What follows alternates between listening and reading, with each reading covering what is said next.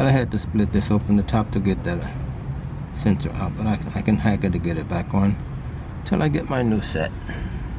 Just going to clean it up and put them back in.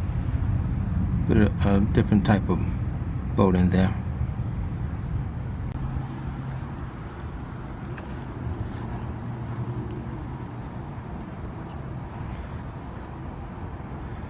Got everything all cleaned up.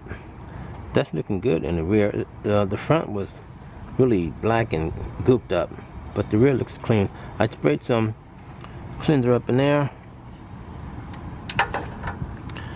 and I got him wiped off.